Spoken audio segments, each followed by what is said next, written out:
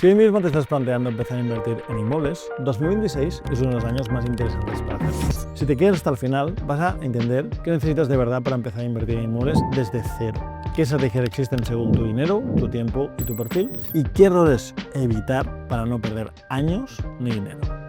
Antes de entrar en estrategias, modelos y números, creo que es importante que sepas desde dónde te estoy hablando. ¿Por qué no hablo desde la teoría? No hablo desde un curso que leí o desde algo que me contaron.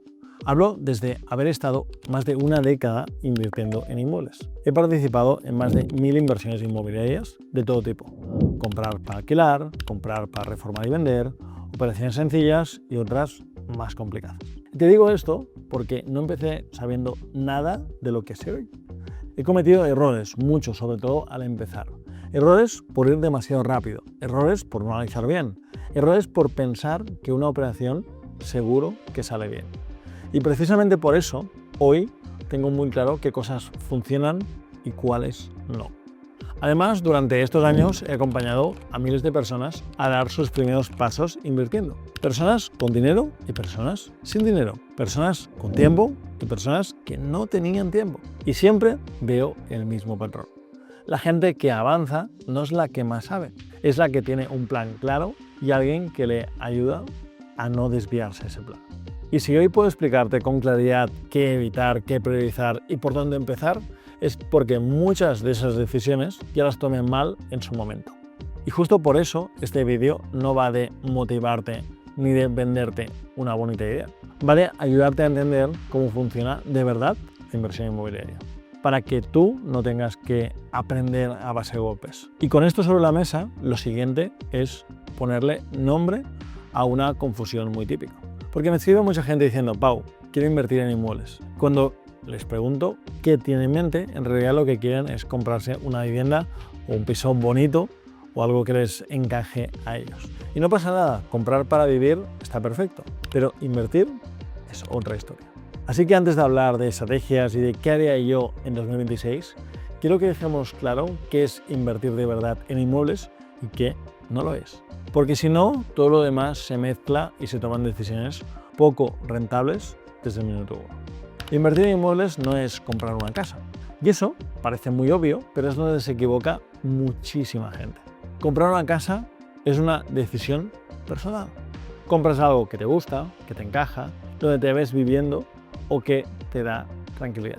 Invertir es usar un inmueble como una herramienta que te va a permitir generar ingresos para obtener un beneficio o para proteger tu patrimonio frente al paso del tiempo. Por eso un inversor no empieza preguntándose si el piso es bonito, empieza preguntándose si los números tienen sentido. Aquí es donde veo muchas confusiones. Hay gente que cree que está invirtiendo porque ha comprado un piso y lo ha alquilado. Pero si lo has comprado caro, sin margen y con una hipoteca que apenas se paga sola, eso no es invertir. Eso es asumir un riesgo esperando que el tiempo lo arregle. Invertir no es cruzar los dedos y esperar a que el precio de la vivienda suba. Invertir es comprar por debajo del precio de mercado o crear valor con una reforma. O aplicar una estrategia que haga que este activo trabaje para ti. Y aquí también es importante diferenciar dos cosas. Una cosa es especular, que es comprar esperando que suba el precio sin tener un plan claro detrás. Y otra muy distinta es invertir. Invertir es saber desde el principio cómo ganas dinero con esa operación, ya sea mes a mes, al vender o combinando ambas cosas. Por eso, cuando alguien me dice que los pisos están carísimos y que no se puede invertir, casi siempre el problema no es el mercado. El problema es que está mirando como comprador, no como inversor. Cuando cambias ese enfoque, empiezan a haber oportunidades donde antes solo veías literalmente pisos caros. Una vez aclarado qué es invertir de verdad, vamos a lo importante. ¿Cómo se gana dinero con los inmuebles? Porque aquí también hay mucha confusión. Hay muchas formas de poder operar los inmuebles, alquilando, reformando, promociones, intermediación, coinversiones. Pero si lo simplificas, todo se apoya siempre en las mismas palancas. En inmuebles, el dinero se gana básicamente de tres formas. La primera es generando ingresos recurrentes, activos que te pagan todos los meses. Alquiler tradicional, por habitaciones, incluso turístico, o estructuras más grandes, hoteles y demás. Aquí buscas estabilidad y buscas previsibilidad. La segunda es ganando dinero al cerrar una operación. Compras bien, aportas valor y vendes. Da igual si es una reforma, si es una promoción pequeña o una intermediación. El beneficio aparece cuando cierras esa operación con un beneficio. La tercera es combinar ambas cosas. Acelerar capital primero y luego ponerlo a producir. O tener ingresos mientras preparas una salida futura. Por eso no tiene tanto sentido preguntarse qué estrategia es mejor, sino qué tipo de resultados estás buscando tú ahora mismo. ¿Ingresos? ¿Capital? ¿O una mezcla de las dos cosas? Y aquí entra la pregunta clave. ¿Por qué todo esto tiene todavía más sentido este año, en 2026? Primero, por el contexto de vivienda. Hoy en España no hay vivienda suficiente para la demanda real que existe. No es una opinión, es un dato. Se crean hogares más rápido de lo que se construye la vivienda. Y cuando la oferta no acompaña y la demanda se mantiene, los precios no bajan por arte de magia. Se ajustan o incluso siguen subiendo. Segundo, por la inflación. El dinero parado pierde valor, no de golpe, no con un susto, pero sí poco a poco va perdiendo ese valor. Y eso es lo más peligroso, porque mucha gente no hace nada pensando que ya decidirá. Cuando miras otras alternativas, muchas exigen algo que no todo el mundo tiene. Mucho tiempo, mucha dedicación diaria o asumir riesgos que no controlas. Aquí es donde los inmuebles juegan con ventaja. Los inmuebles no son perfectos, pero bien trabajados tienen algo muy valioso. Seguridad, bastante previsibilidad y la posibilidad de comprar por debajo de su valor real. Y ahora vamos al punto que a muchos les hace ese clic. Si tu objetivo es, por ejemplo, generar unos 2.000 euros al mes, la diferencia entre activos es enorme. Con bolsa o fondos necesitas mucho capital para llegar a esa cifra. En muchos casos hablamos de 300.000 o 400.000 euros invertidos. En inmuebles, con una buena estrategia, ese objetivo se puede alcanzar con mucho menos capital, usando operaciones concretas y, evidentemente, bien estructuradas. Y si miramos el medio plazo, pasa algo parecido. Cuando comparas empezar hoy, aunque sea con poco, frente a no hacer nada, el coste no es solo dinero, son los años que pasan, las oportunidades que no ves y la experiencia que no acumulas. Por eso, más allá de titulares y de modas, los inmuebles siguen teniendo sentido en 2026, porque te permiten adaptar la estrategia a tu momento vital, a tu capital y a tu nivel de implicación. Y justo ahí es donde mucha gente se equivoca. Te lo voy a explicar ahora mismo, para que puedas evitar ese error que puede costarte años y también mucho dinero. Una de las ideas que más bloquea a la gente es esta: pensar que invertir en inmuebles es solo para quien ya tiene mucho dinero. Y no es verdad. No todo el mundo invierte igual, pero casi todo el mundo puede invertir si entiende qué caminos puede seguir según su situación. Aquí el problema principal no suele ser la falta de dinero, como piensa todo el mundo. Suele ser intentar jugar un partido que no te corresponde. Por eso, quiero separar claramente tres perfiles muy habituales. Vamos con el primer caso, que además es el más mental. Si no tienes dinero, el problema no es el dinero. El problema es creer que no puedes empezar a generar ingresos con los inmuebles, que no hay nada para ti. La realidad es que existen modelos donde el capital no es la barrera principal. Lo que pesa más es el conocimiento, el criterio y la capacidad de moverte.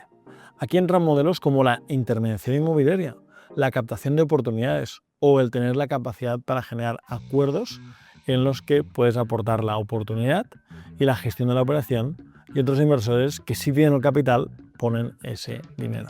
No compras inmuebles, aprendes a detectar oportunidades, analizarlas y ya poderlas gestionar y mover. ¿Por qué tiene sentido empezar así? Porque te obliga a aprender cómo funciona el mercado, te da mucha velocidad y te permite hablar con propietarios, hacer contactos y crear relaciones. También te permite perder el miedo a negociar, a moverte, a avanzar en este sector. Pero además te permite generar ingresos incluso aunque no tengas ahorros, cobrando por gestionar operaciones o presentando oportunidades. Una gran forma de capitalizarte y de entrar en este sector inmobiliario sin tener que esperar años para tener que ahorrar es precisamente esta. Empezar así en 2026 es sin duda mucho mejor que simplemente esperar. Porque esperar a tener dinero sin aprender antes suele acabar en lo mismo. Cuando llega el dinero no sabes qué hacer con él. Además de que pueden pasar décadas antes de que consigas el dinero ahorrado para poder empezar a invertir. Aquí se produce una transformación clave. Pasas de espectador a jugador. De mirar pisos a entenderlos y ganar dinero con ellos. De pensar algún día a empezar a moverte hoy. Y eso, a largo plazo, lo cambia absolutamente todo. Y para que todo esto no se quede en teoría, te pongo un caso real de una persona que forma parte de nuestra comunidad de Inversor Pro. Es el caso de Albina. Albina llegó al sector inmobiliario sin tener a priori ninguna palanca ni ninguna facilidad. Tenía unos 20.000 euros ahorrados. Cero experiencia, cero contactos. La sensación típica de con esto no puedo hacer gran cosa. Y lo interesante es que no intentó hacer más de lo que podía. Hizo justo lo contrario. En vez de obsesionarse con comprar, empezó por el lado que sí estaba a su alcance. Aprender a detectar oportunidades reales y presentarlas a otros inversores. Ahí pasó algo importante. Entró en una dinámica completamente distinta. Dejó de mirar desde fuera y empezó a estar dentro del sector inmobiliario. Conoció a través de la comunidad, a través de Inversor Pro, personas con dinero, con capital. Tuvo acceso a operaciones reales y poco a poco fue ganando criterio, confianza y una red de contactos. Hasta que llegó un punto en el que ya no estaba acompañando en operaciones, la estaba liderando. Porque hoy Albina está al frente de una operación para comprar, reformar y vender en Girona de más de 1 millón de euros, abierta a otros inversores y que ya está en marcha. Y para mí lo más valioso no es la cifra, lo más valioso es como alguien que empezó preguntándose ¿qué puedo hacer yo con lo que tengo ahora? Ha acabado construyendo una posición totalmente distinta en muy poquito tiempo.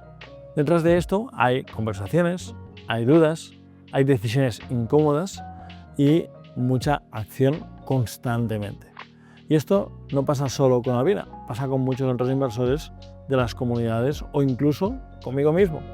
Empezamos igual, moviéndonos con lo que teníamos, porque al final eso es lo único que importa. No empiezas cuando lo tienes todo, empiezas cuando te mueves con lo que tienes. El segundo perfil del que quiero hablar también es muy común. Personas que tienen ahorros pero no quieren líos con bancos, con hipotecas, con deudas, con impuestos. O que tienen dinero ahorrado o algo de patrimonio pero no tienen acceso a hipotecas o financiación porque no tienen ingresos recurrentes. Aquí encajan operaciones donde compras a contado o con muy poquita financiación, operaciones más sencillas, con más control y menos estrés, digamos, financiero. Pueden ser inversiones pensadas para proteger capital, generando algo de rentabilidad y con ellas poder dormir tranquilos. Este perfil valora mucho la seguridad, el control y también los ritmos.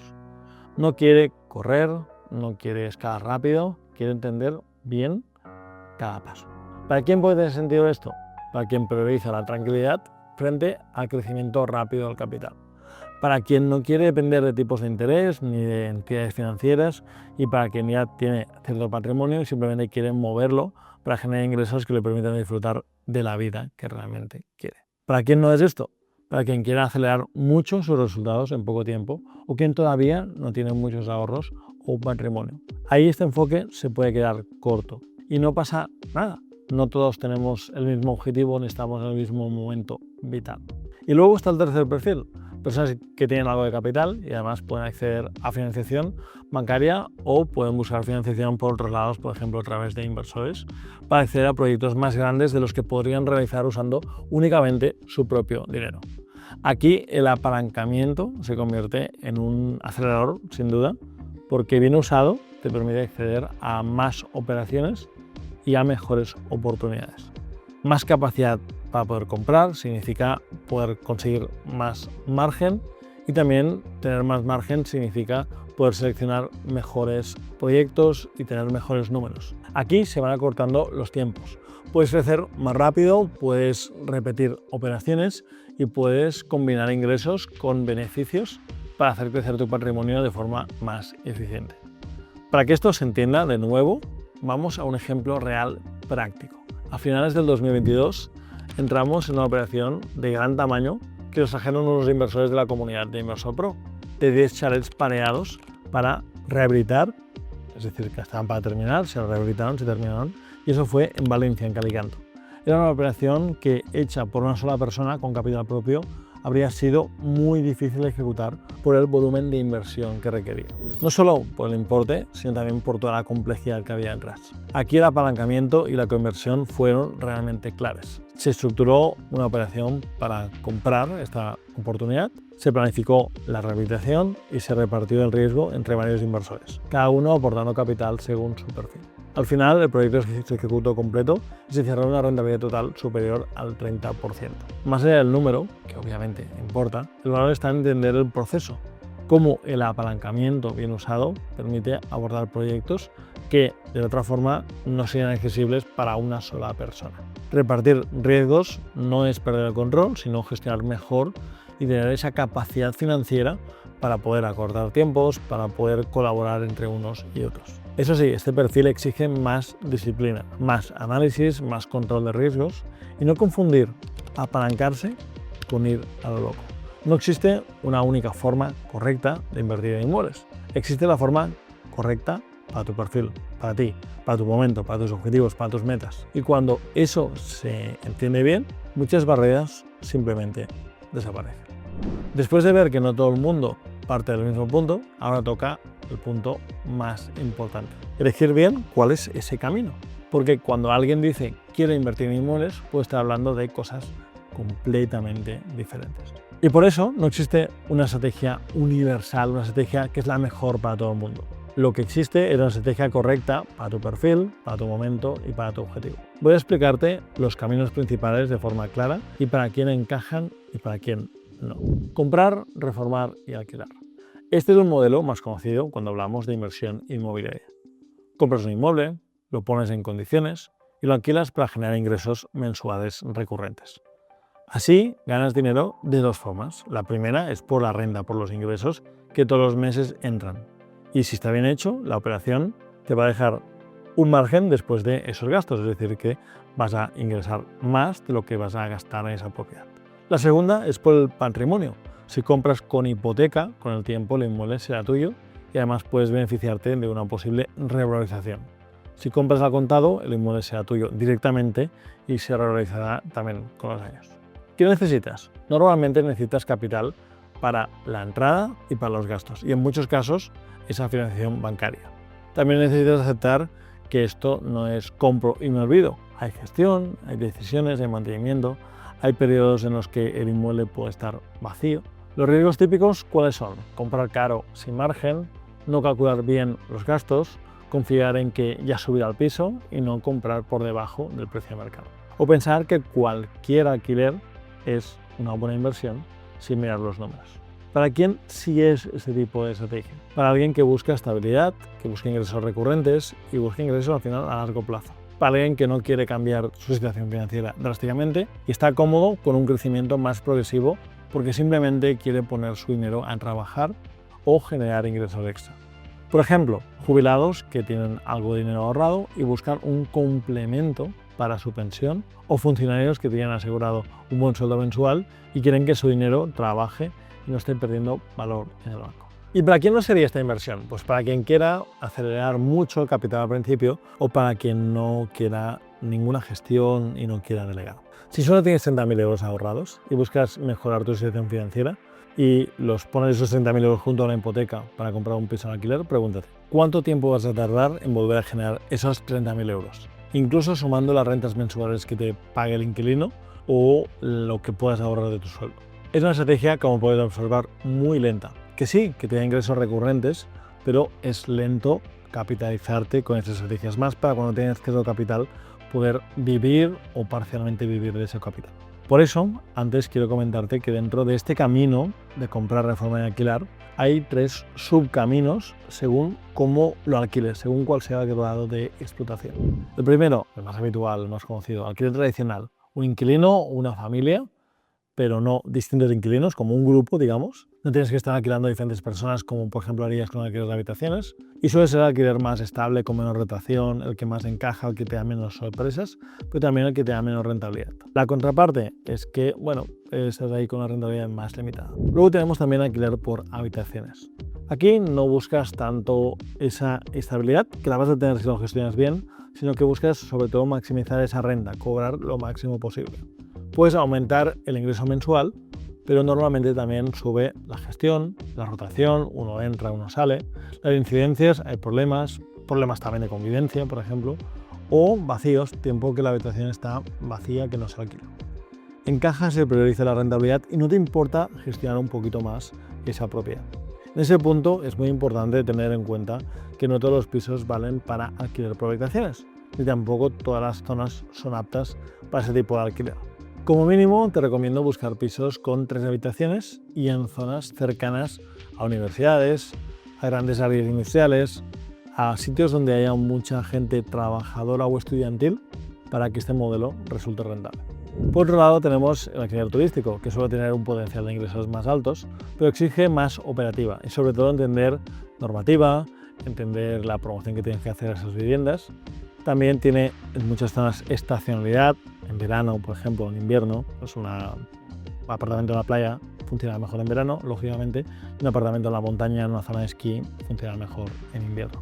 Así que cuando ponemos todo esto en la coctelera, vemos que en Caja Sodor estás dispuesto a entender cómo funciona este mercado, a profesionalizarlo, a tener una estructura que lo gestione, que haga que tengas buenas reviews, buenos comentarios, que tenga esa limpieza, esa gestión, con lo cual no es tan sencillo gestionar este modelo como los anteriores que comentábamos. Además, las inversiones que hay de alquiler turístico se suelen hacer en zonas donde hay mucha demanda, ya sea en la costa o en grandes ciudades, y esto hace que la inversión a menudo para tener ese tipo de apartamentos o de viviendas para gestión turística sea elevada y no apta para todos los públicos. Comprar, reformar y vender. Este modelo es distinto porque aquí no estás buscando ingresos mensuales. Lo que buscas es aumentar tu patrimonio sin tener que esperar muchos años. La lógica es esta.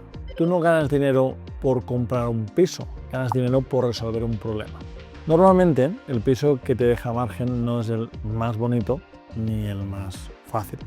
Es el que tiene algo que hace que la mayoría no lo quiera o no sepa gestionar ese problema que tiene. Por eso se puede comprar por debajo del precio de mercado. Y una vez lo compras, tu trabajo es convertir ese inmueble en algo más valioso y más fácil de vender. La forma más típica de hacerlo es la reforma, sí, pero no es la única. Hay varias maneras de aportar valor y entender esto es sin duda clave. La primera forma de aportar valor es la más clásica. Comprar un piso feo o antiguo, reformarlo y venderlo. Aquí el valor lo creas dejando el inmueble listo para el siguiente comprador. No se trata de gastarte dinero porque sí, sino de hacer mejoras que de verdad aumentan si alguien lo compraría mañana. Distribuciones más lógicas, por ejemplo, una cocina y un baño actualizados, acabados decentes, esa sensación de luminosidad y orden. La segunda forma que tenemos de aportar valor es resolver un problema, por ejemplo, legal o de posesión. Por ejemplo, un piso ocupado. Un piso ocupado se vende más barato porque mucha gente no quiere meterse en ese lío o no sabe cómo gestionarlo. Además, un piso ocupado no podrás tasarlo y no te dan una hipoteca. Aportar valor aquí significa saber negociar, seguir el proceso correcto, desocuparlo legalmente. Y una vez que el piso esté normal, ya entonces sí lo vas a poder reformar si hace falta y venderlo al mercado sacando un dinero. El margen, como puedes ver, no es solo, aunque puede ser en algunos casos, pintar paredes. Sale de convertir un activo bloqueado, difícil, en un activo realmente vendible. La tercera forma de aportar valor es cambiar el uso de un inmueble. Por ejemplo, comprar un local y convertirlo en vivienda. Un local en muchas zonas puede costar bastante menos que un piso, pero sí se puede hacer un cambio de uso y dejarlo como una vivienda de manera legal. El valor final puede ser muy diferente y puede aumentar muchísimo. Aquí el valor lo creas por ese trámite, por el proyecto y por la ejecución de la obra si hace falta a través de un arquitecto, de permisos, reforma. Todo esto, cumpliendo la normativa vigente, hace que por ahí estés aportando valor. Y de nuevo, no es magia, es convertir algo que el mercado valora poquito, un local que apenas se puede alquilar o vender porque nadie demanda, en algo que el mercado valora mucho, un piso 100% funcional y habitable. La cuarta forma es aumentar el producto que vendes a partir de tener inicialmente un solo inmueble. Aquí entra la segregación, por ejemplo. Imagina un piso grande en el que, por metro de distribución, tiene sentido dividirlo en 2 unidades, en 2 pisos. Si la normativa lo permite y se hace bien, pasas de vender un piso a vender 2 pisos. El valor aparece porque 2 unidades suelen tener más demanda y muchas veces la suma de las dos vale más que el piso original que tenía muchos más metros al haberlo partido en 2 o en más pisos. Pero eso no es cortar por la mitad y ya está. Hay que hacerlo bien, hay que entender la distribución, hay que hacer una buena reforma, hay que legalizar ese proceso y cuando haces todo eso bien, ahí vas a tener un margen. La quinta forma de aportar valor es mejorar la salida comercial sin hacer una gran obra. Hay inmuebles que están mal anunciados, que están mal fotografiados, con una herencia sin ordenar, con deudas pequeñas o que pueden incluso obligar a bloquear la venta, o con un propietario que necesita cerrar rápido y no esté dispuesto a esperar a ese comprador perfecto que quizá pague más. A veces el valor lo creas simplemente por la negociación y por el tipo de operación que hay, ordenando la documentación, preparando para una venta rápida o comprar con descuento por la velocidad y la certeza de que vas a ir ahí con el dinero. Y una vez tienes el activo limpio y bien presentado, pues el mercado te va a pagar más, pues el activo te va a pagar realmente lo que vale. Entonces, ¿cuál es el patrón común de todo esto? Que en general se gana dinero porque compras por debajo del precio de mercado gracias a que hay un problema que tú sabes solucionar. A veces el problema es estético y se arregla con una reforma. A veces es de posesión y se arregla con un proceso de desocupación y normalización del piso. A veces es de uso y se arregla con un cambio de uso. A veces de configuración y se arregla con una segregación y una distribución más correcta. Y otras veces simplemente un problema de desorden, de una mala venta, de urgencia a la hora de vender, de una herencia, y tú aportas claridad, estructura, negociación y ejecución para llevarlo a cabo. ¿Qué necesitas para hacer todo esto bien? Lo más importante es criterio para que compres bien, porque aquí si compras caro ya has perdido antes ni siquiera de empezar. Después vas a necesitar control de ejecución, ya sea en la reforma, en los trámites, en la negociación o todo a la vez. Y por último necesitas números claros desde el inicio. ¿Cuánto te cuesta comprar esto? ¿Cuántos son los impuestos? ¿Cuánto te cuesta solucionar esos problemas en tiempo y en dinero? ¿Cuánto tiempo vas a tardar? ¿Y a cuánto podrás vender de manera realista esta propiedad? En este modelo el tiempo es clave porque cada mes que se larga una operación te va comiendo esa rentabilidad anualizada que quieres conseguir. Antes de elegir una estrategia, lo más importante no es preguntarte qué se hace, sino qué problema estás preparado para resolver ahora. Porque ahí es donde empieza de verdad una buena inversión. Y para que esto no se quede en teoría, te pongo un ejemplo real que me preguntaron por Instagram. Pau, he comprado un piso y entre reforma y gastos me he puesto en unos 90.000 euros. Puedo alquilarlo por 700 al mes o puedo venderlo por 125.000. ¿Qué harías? Yo le dije que vendiera. Piensa en esto simplemente un segundo. Si lo alquilas por 700 al mes, para ganar esos 35.000 euros necesitas más de 4 años. 4 años.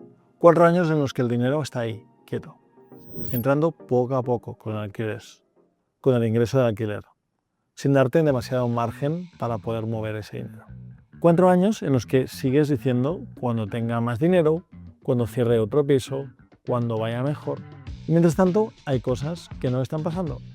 No te vas a dar un respiro, no vas a bajar una marcha, no te vas a permitir quizás ese viaje que llevas años posponiendo, no vas a poder ayudar a tus padres como te gustaría, no vas a cambiar tu agenda de trabajo para poder pasar más tiempo con tus hijos, por ejemplo. No tomas decisiones porque sientes que todavía no puedes o no tienes el dinero. Ahora mira el otro escenario. Cierras esa operación y te llevas esos 35.000 euros al bolsillo. No dentro de 4 años, ahora. Puedes hacer otra inversión, incluso 2 inversiones más. Puedes reinvertir, puedes acelerar el proceso y también te puedes dar el margen para tener algún capricho. Y aquí está el matiz. Alquilar funciona muy bien, pero cuando ya estás en una fase de estabilidad, cuando ya estás con más capital. Al principio, muchas veces, lo que te cambia la situación no es una renta mensual, un poquito de dinero cada mes. Es poder mover el dinero y repetir. Comprar y vender, pues una opción para muchas personas. Pero vayamos con otro modelo, el Rent to Rent. Este es el siguiente modelo que quiero plantearte hoy. Y aquí lo primero es aclarar bien qué es y qué no es, porque aquí hay mucha confusión. El Rent to Rent, tú no compras el inmueble, tampoco eres propietario. lo que haces es alquilar un piso a un propietario y con su permiso lo realquilas, lo explotas de una manera que te genere ingresos y generas más ingresos de lo que pagas a ese propietario por ese alquiler. Tu beneficio, lógicamente, está en la diferencia entre lo que le pagas de alquiler y lo que cobras de explotación del piso, menos los gastos que puedas tener. La clave de este modelo no es tanto el dinero, porque no necesitas mucho dinero para empezar, la clave está en cómo lo gestionas. Y vayamos a preguntas que me hacen habitualmente. ¿Por qué un propietario aceptaría algo así? Porque hay propietarios que no quieren gestionar esa propiedad, no quieren lidiar con inquilinos, no quieren lidiar con la rotación que hay, en este caso de habitaciones de gente entrando y saliendo, con llamadas, con incidencias, con periodos en los que una habitación está vacía, sin alquilarse. Un propietario muchas veces que tiene ese activo, que tiene esa propiedad, quiere estabilidad, quiere una renta fija y quiere al fin y al cabo tranquilidad. Y tú lo que haces es asumir ese trabajo a cambio de ese diferencial, de ese posible margen que vas a conseguir. Ahora bien, ¿cómo se gana dinero exactamente con el rent to rent? Normalmente aportando una forma de explotación más rentable que la alquiler tradicional. Al alquilar por habitaciones consigues esto. O, por ejemplo, trabajando la media estancia para profesionales. Estudiantes, gente que está en un máster o personas desplazadas por su empresa que te alquilan más cara esa habitación o esa vivienda incluso entera porque están un periodo más corto de tiempo y no contratos de 5 o de 7 años. La idea es que el mismo piso, bien gestionado, pueda generar más ingresos de los que genera un alquiler estándar y esa diferencia es tu beneficio. Pero ojo, porque aquí viene una parte importante. Ese margen no aparece solo por subalquilar, aparece porque tú te ocupas de todo lo que el propietario no quiere hacer. Buscar los inquilinos, gestionar la entrada y la salida de estos inquilinos, resolver incidencias, mantener el piso en buen estado y asumir el riesgo de que haya meses mejores y también meses peores. Me preguntan mucho qué necesitas para hacer que el rent to rent se te dé bien. Lo primero es tiempo y energía. Esto no es un modelo pasivo, es un modelo bastante operativo. Lo segundo, capacidad comercial. Tienes que hablar con propietarios, explicar bien el modelo, generar confianza y cerrar acuerdos claros. Y lo tercero es un sistema. Necesitas un método para encontrar pisos que encajen, para calcular bien los números, para gestionar la ocupación que pueda haber de esas viviendas o de esas habitaciones y para no ir improvisando. Aquí el error típico es pensar que cualquier piso sirve, porque no es así. Hay zonas buenas y zonas malas. Hay tipos de pisos buenos y tipos de pisos malos. Hay precios que te piden que te puedan encajar y otros que no te van a encajar nunca. Entonces, ¿cuáles son los riesgos habituales que hay en ese tipo de inversión? Hay varios. Uno de ellos es firmar un mal contrato que no te proteja. Otro es elegir un piso que no tiene demanda suficiente para el tipo de alquiler de explotación que quieres llevar a cabo. Otro error es calcular mal los números y quedarte sin ese margen de beneficios que debes tener. O quemarte porque no tienes tiempo y te abarca un montón de tiempo a nivel de estructura y no puedes llevar a cabo todo el trabajo que implica el rent to rent. Por eso este modelo no es para todo el mundo, como siempre digo.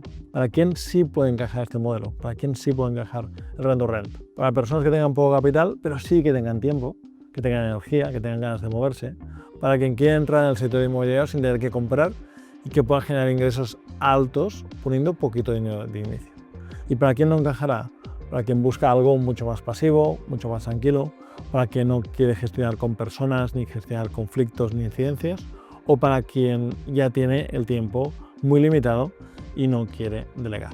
Bien hecho, el rent to rent puede ser una muy buena puerta de entrada al sector. Mal hecho, se convierte en una fuente constante de estrés. Por eso, igual que en el modelo anterior, la pregunta clave no es si funciona, la pregunta es si encaja contigo ahora. Vamos con otro modelo, la intermediación inmobiliaria, porque aquí no compras inmuebles, no reformas tú directamente ni alquilas. Aquí ganas dinero por detectar una oportunidad real y conectar esa oportunidad con alguien que la va a ejecutar, con un inversor. Tu valor no está en poner dinero, sino en poner el criterio, la oportunidad, también el tiempo y esa acción, ese movimiento. ¿Cómo se gana dinero exactamente en la intermediación? Muy simple. Encuentras un inmueble que tiene una posible rentabilidad real.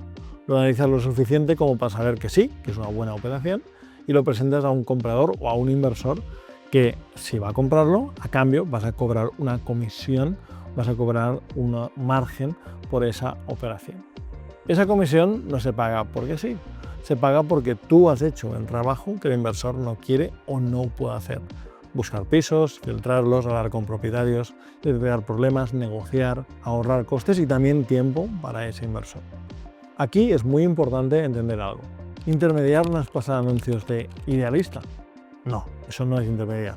Intermediar es aportar oportunidades que no son evidentes. Normalmente hablamos de pisos con problemas, herencias que no han estado bien gestionadas, propietarios con prisas, inmuebles ocupados, pisos no anunciados, precios fuera de mercado que se pueden renegociar o situaciones donde falta moverse rápidamente. ¿Qué necesitas para hacerlo bien? Primero, salir a la calle, hablar con propietarios, con agentes, con administradores de fincas, con porteros, con bancos, con abogados, incluso con vecinos, con propietarios de bares. Cuantas más conversaciones tengas, más oportunidades van a aparecer. Lo segundo, criterio, saber cuándo algo tiene margen y cuándo no lo tiene. Si presentas operaciones flojas, quemas tu credibilidad muy rápido delante de inversores. Lo tercero, velocidad y orden.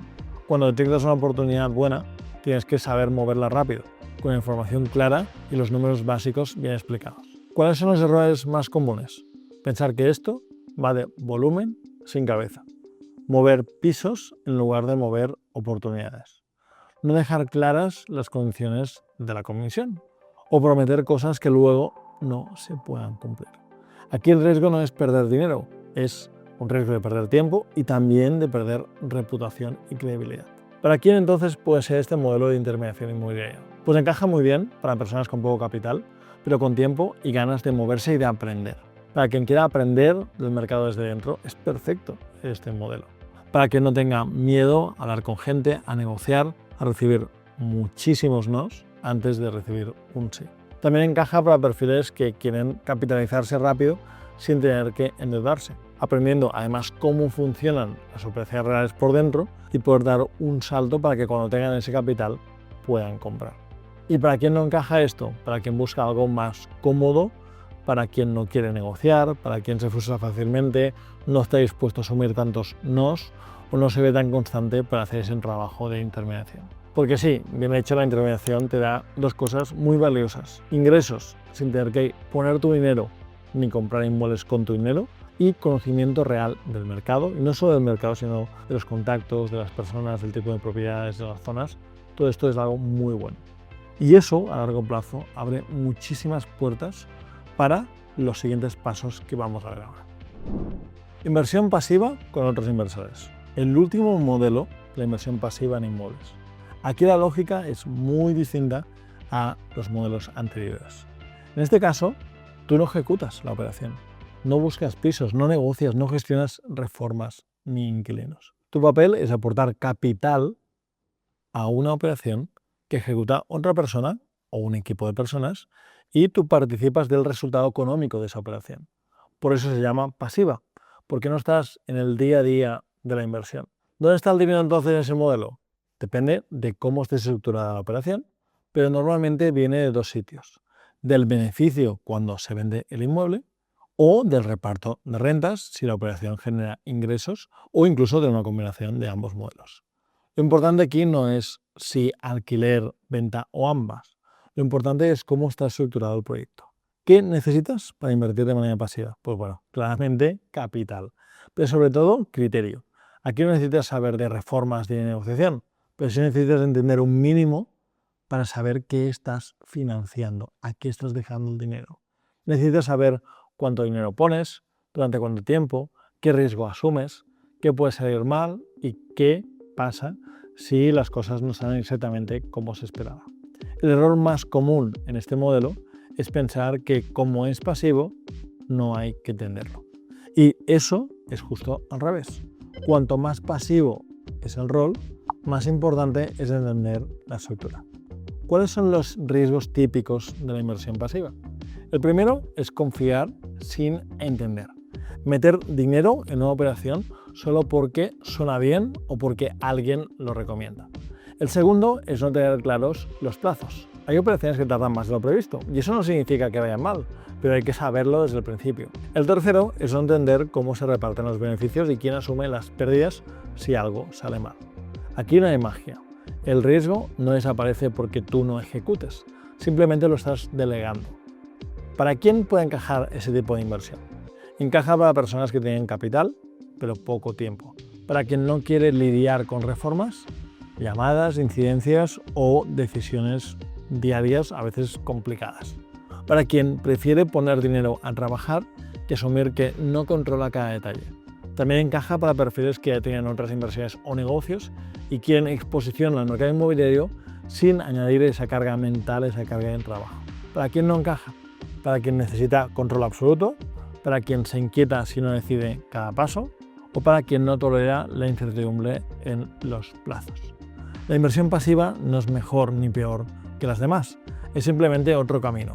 Y como en todos los modelos que hemos visto, la pregunta clave no es si funciona, porque funciona. La pregunta es si encaja contigo, con tu tiempo, también con tu dinero, porque tendrás que invertir, y con tu modelo actual. Visto esto, recapitulemos. Si hoy tienes tiempo y poco capital, tu entrada suele ser a través de la gestión con estrategias como la intermediación o incluso el rent-to-rent, conociendo bien ese mercado. Eso te va a permitir crear relaciones y te va a permitir capitalizarte. Si por el contrario tienes capital y buscas estabilidad de ingresos a largo plazo, comprar en alquiler tiene todo sentido para ti. Si estás en modo construcción y quieres acelerar tu patrimonio, crecer tu capital, comprar, reformar y vender sin duda va a ser la mejor estrategia para ti. Y si tienes capital pero no tiempo, quieres delegar la inversión y quieres convertirte en un inversor pasivo, puede ser ese camino, el inversor pasivo puede ser tu camino habitual. Siempre con estructura, con criterio, sabiendo a quién dejas el dinero y a qué tipo de proyectos estás financiando. Deberás revisar la información con mucho detalle, con mucho cuidado, de saber con quién inviertes y saber dónde inviertes. Si hay una parte de todo este vídeo que de verdad te puede ahorrar años, es esta. No años de teoría, años de frustración, de dudas y de no avanzar. Son cosas simples, pero que casi nadie te explica, sobre todo cuando estás empezando al principio. La primera es la importancia de perder el miedo a pasar ofertas muy por debajo o por debajo del precio que te están pidiendo. Cuando empiezas tiendes a tomar el precio que ves en el anuncio, el asking price, como algo casi sagrado, como algo cerrado. Si un piso está anunciado por 150.000, tu cabeza piensa, vale, esto vale 150.000 y no. El precio de salida es solo la intención que tiene el propietario. No es una verdad absoluta, de hecho, todos los pisos están anunciados por encima de lo que el mercado está dispuesto a pagar. Muchos llevan meses publicados sin moverse ahí y otros simplemente necesitan a alguien que sepa negociar. Al principio, yo también pensaba que hacer una oferta baja era quedar mal o perder el tiempo. Con el tiempo vas entendiendo que no pasa nada. De hecho, entiendes que es lo que hay que hacer, es justamente eso lo que hay que hacer. La mayoría de operaciones buenas empiezan con una oferta que a priori parece baja y luego se ajusta. Si no pasan ofertas, no pasa nada, pero tampoco pasan operaciones. Y entonces literalmente no va a pasar nada y te vas a quedar igual, esperando durante años. La segunda cosa que me hubiera gustado entender antes es que el precio de salida no es el precio real. El precio real es el que alguien está dispuesto a pagar hoy, con dinero encima de la mesa y con unas condiciones concretas. Hay pisos que se anuncian a un precio pensando en a ver si cuela. Hay propietarios que ponen un número porque lo ha puesto el vecino y hay otros que simplemente no saben cuánto vale su inmueble. El error es analizar operaciones tomando el precio anunciado como una referencia fija. Un buen inversor analiza el piso, la zona, la demanda, los comparables reales y luego decide cuánto vale de verdad, no cuánto piden por él. Hasta que no separas esas dos cosas en tu cabeza, te autoexcluyes de muchas oportunidades sin llegar ni siquiera a saberlo. La tercera es prenegociar con los bancos antes de ponerte a buscar pisos. Este error es muy común. La mayoría de la gente empieza buscando pisos sin tener claro cuánto puede comprar realmente, cuánto dinero tiene. Mira anuncios, se ilusiona, hace números por encima y luego va al banco. Y ahí vienen a veces los problemas. La mejor alternativa es hacerlo justo al revés. Primero hablas con el banco o con quien te vaya a financiar, que puede ser un inversor, entiendes qué importe te pueden prestar, con qué condiciones y qué capital vas a poner tú. Cuando tienes todo esto claro, cambias por completo tu forma de buscar. Dejas de perder tiempo con pisos que no encajan con lo que puedes llegar a comprar y sabes qué rango de precios tiene sentido para ti. Puedes negociar con más seguridad porque sabes hasta dónde puedes llegar. La cuarta cosa clave es saber exactamente de cuánto capital puedes disponer para multiplicar oportunidades. No me refiero solo a tengo tanto dinero ahorrado, me refiero a saber cuánto capital tienes disponible, cuánto puedes financiar y qué tipo de operación encaja con todo eso. Cuando no lo sabes, buscas poco y generalmente mal. Te autojustificas diciendo que no hay oportunidades. Cuando lo sabes, ocurre lo contrario. Empiezan a haber muchas más opciones porque entiendes qué tipo de pisos sí puedes atacar y cuáles no. Saber exactamente tu capacidad de compra no te limita, de hecho te libera. Te permite moverte con criterio, repetir, ajustar ofertas y sobre todo no quedarte bloqueado. Cuando tienes orden en estas cuatro cosas, muchas dudas van desapareciendo solas y vas a empezar a avanzar con mucha más claridad. Te digo esto porque cuando miras hacia atrás te das cuenta de algo muy concreto. La mayoría de gente no pierde dinero por una mala operación. Lo pierde por dos motivos que son todavía más comunes. Por no atreverse o por no saber analizar. Y de ahí nacen casi todos los errores típicos al empezar. El primero es empezar sin estrategia. Abrir portales, mirar pisos, comparar precios, sin tener claro qué estás buscando en realidad. Si quieres ingresos, si quieres aumentar tu capital, si quieres estabilidad o si buscas acelerar esos ingresos de patrimonio. Y cuando no tienes claro eso, cada piso te genera dudas. Te ilusionas con cosas que no encajan contigo y acabas agotado sin avanzar. El segundo es copiar a otros. Ves a alguien que está comprando para alquilar y piensas, esta puede ser la respuesta también para mí. O ves a otro que hace comprar, reforma y vender y te lanzas sin tener tu propio equipo o sin tener control de los diferentes pasos que requieren el comprar, reforma y vender. Copiar sin contexto es una forma muy rápida de equivocarte, porque lo que a otro le funcione puede no encajar contigo por capital, por tiempo o por tolerancia al riesgo. El tercero es comprar sin números claros.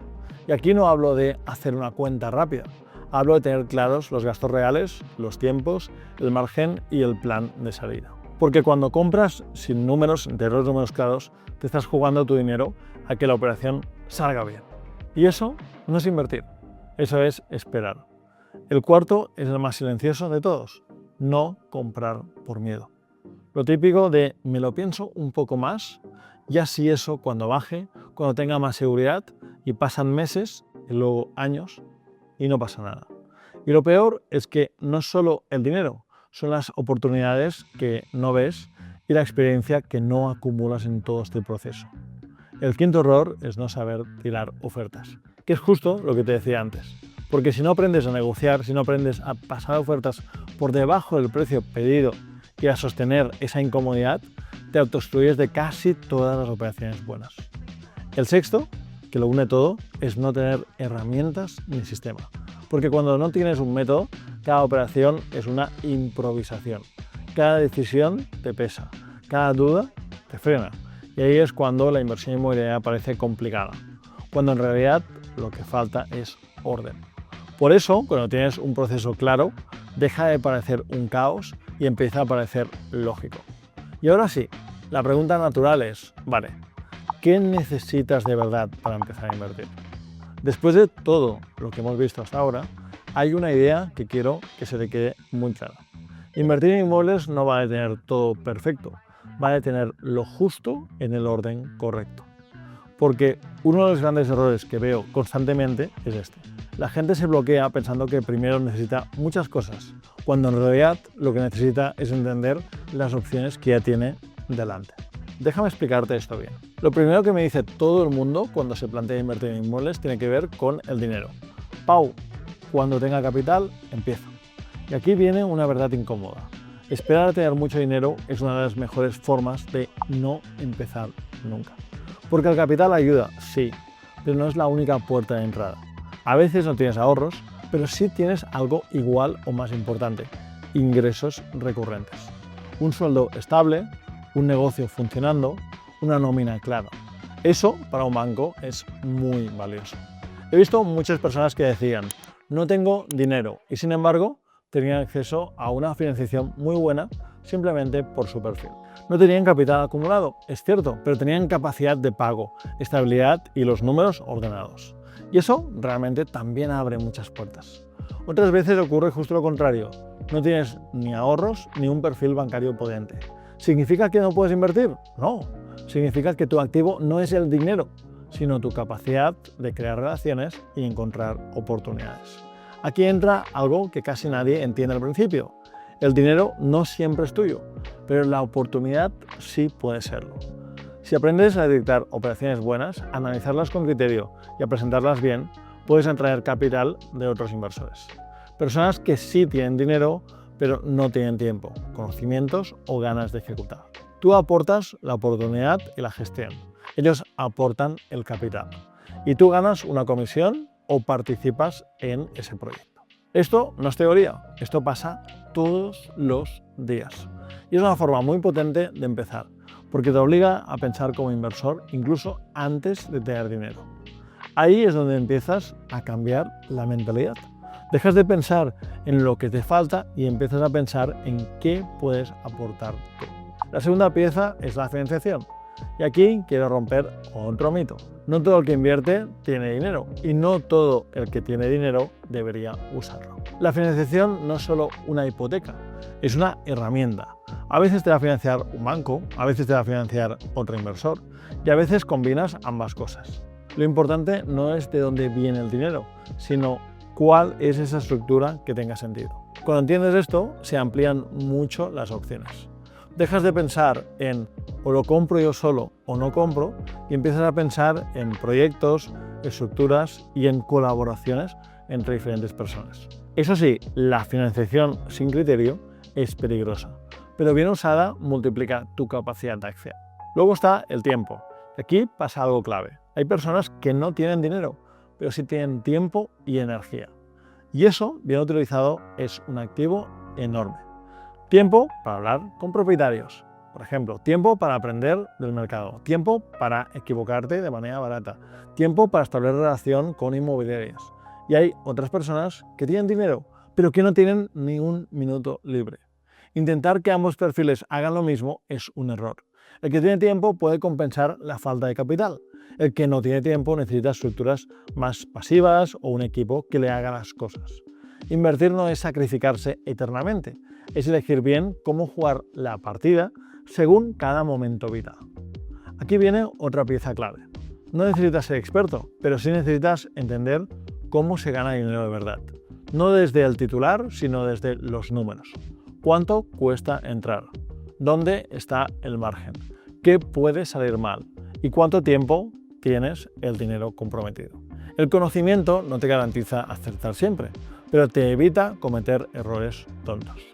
Y hay algo importante. Mucho de ese conocimiento no llega antes de empezar, llega empezando. Analizando operaciones reales, hablando con gente real, viendo cómo se estructuran proyectos de verdad. Otra cosa que me hubiera gustado entender antes es que nadie invierte solo, ni siquiera los grandes. Siempre hay más gente detrás apoyando este proceso. Abogados, bancos, inversores, agentes inmobiliarios, empresas de reformas. El error es intentar hacerlo todo tú solo y pensar que pedir ayuda es un fracaso. Invertir bien es saber cuándo apoyarte en otras personas. Cuando tienes equipo, las decisiones pesan menos y los errores, por lo tanto, también cuestan menos. Y por último, el sistema. Invertir sin sistema es agotador. Todo parece una oportunidad o ninguna oportunidad. Invertir con sistema es repetible. Sabes qué buscas, qué descartas de manera muy rápida y cuándo debes avanzar sin ninguna duda. Un sistema no es rigidez, es claridad, porque te quita muchísimo ruido mental y te permite crear opciones. No necesitas tenerlo todo perfecto, necesitas crear estas opciones. Opciones para financiarte, opciones para colaborar, opciones según tu tiempo, tu perfil y tu momento. Cuando empiezas a pensar así, dejas de verte como alguien que todavía no puede invertir y empiezas a verte como alguien que está construyendo su posición, que está construyendo su patrimonio. Y esa mentalidad, créeme, es la diferencia entre los que avanzan y los que se pasan años esperando al momento ideal. Invertir, como puedes ver, no es ir probando cosas a ver si alguna sale. Invertir es seguir un proceso lógico. Primero necesitas entender el juego, entender que no se gana dinero comprando pisos, sino resolviendo problemas. Que hay distintas formas de ganar distintos caminos y que no todos encajan con todo el mundo. Después toca elegir estrategia, no la más popular, no la que ves en Instagram, la que encaja mejor contigo ahora, con tu tiempo, con tu capital, con tu forma de vivir. Cuando la estrategia está clara, el siguiente paso son los números, no antes.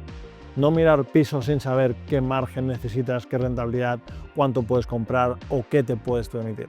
Primero los números, luego los inmuebles. A partir de ahí, buscar oportunidades deja de ser frustrante.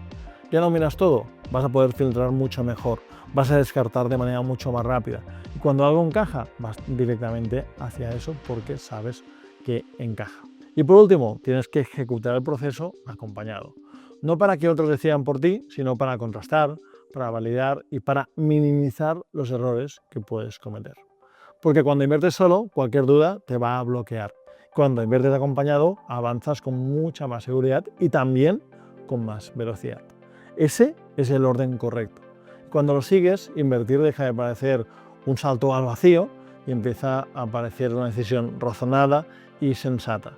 No porque desaparezca automáticamente el riesgo, sino porque entiendes qué riesgo asumes en cada fase y por qué. Y con eso claro, ahora sí, estás en posición de empezar. Si tuviera que empezar desde cero, en 2026 haría menos cosas, pero mucho mejor hechas. Porque cuando empiezas, el mayor riesgo no es equivocarte en una operación. El mayor riesgo es dispersarte, probar de todo, bloquearte y acabar sin avanzar. Así que te voy a decir muy claro qué haría yo según dos escenarios. Si empiezo sin dinero, no me obsesiono con comprar mi primer piso. Me obsesiono con algo más inteligente. Entrar en el mercado y crear opciones. ¿Dónde pondría el foco? Primero, en crear relaciones. Hablaría con agentes inmobiliarios, con propietarios, con administradores de fincas, con abogados, con reformistas, con inversores. Y haría lo que casi nadie hace. Moverme todos los días, constancia. Segundo, el intermediar a saco, a tope. Pero bien, no pasar anuncios y ya está. Detectar oportunidades reales, aprendería a analizar pisos con ese criterio, a encontrar cuáles tienen margen, a negociarlos todavía mejor para darle más rendimiento al inversor, a preparar esa operación y a presentarla bien. Y a poder moverla con inversores que sí tienen ese capital. ¿Y por qué haría esto? Porque me da dos cosas a la vez. Me capitaliza con comisiones y me da calle, me da mercado, me da contexto, me da conocimiento para seguir haciendo. En pocos meses ya estaría viendo operaciones de verdad, entendiendo precios, entendiendo por qué unas cosas se venden y otras no, entendiendo qué números funcionan y sobre todo construyendo reputación. Una vez tienes reputación en este sector, pasan cosas. Empiezas a atraer oportunidades y empiezas a atraer capital de inversores. Y aquí viene lo interesante. Si haces bien esa fase, no solo generas ingresos, te posicionas para dar el salto a operaciones más grandes sin necesitar años de ahorro. Ahora, si empiezo con dinero, aunque no sea una locura el capital que tengo, mi foco sería diferente. Yo no empezaría buscando ingresos mensuales como primera meta, empezaría buscando el crecimiento de este patrimonio. Y para mí, en ese punto, la estrategia inicial más lógica es comprar, reformar y vender. Porque es la forma más directa de hacer una cosa, hacer crecer tu capital. Y cuando tu capital crece, tu libertad crece. ¿Qué haría exactamente? Buscaría operaciones con una rentabilidad clara. Pisos feos, con problemas, con un descuento real, de los que casi nadie quiere. Y los ejecutaría con un control brutal en el proceso. En la compra, en los gastos, en la reforma, en los tiempos, en la venta, en la salida. Pero además haría algo que casi nadie hace bien al principio. Me aliaría con otros inversores desde el minuto uno. No para ir a lo loco, sino para acceder a operaciones más grandes y mejores sin jugarme todo mi dinero en una sola. Porque cuando coinviertes bien, pasan tres cosas muy potentes. Accedes a mejor producto, repartes riesgo y puedes ir más rápido. Mi foco sería uno, aumentar mi capacidad de acción. Eso significa capitalizarme y ganar criterio. No perdería meses leyendo teorías sin ejecutar. No me pasaría años esperando el momento perfecto.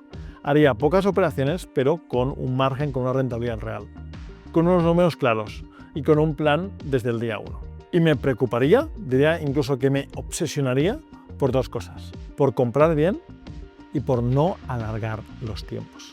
Porque cuando empiezas, cada mes que se alarga una operación es un impuesto invisible que se come margen, que se come rentabilidad y que además drena tu energía porque el beneficio lo vas a tener al vender. Si empiezo desde cero, evitaría a toda costa bloquear mi dinero. Por eso, en general, evitaría empezar con comprar, reformar y alquilar si mi capital es limitado. Comprar, reformar y alquilar funciona muy bien, sí, pero si estás empezando y no tienes mucho capital, puede dejarte atado a esa operación en concreto sin permitirte crecer.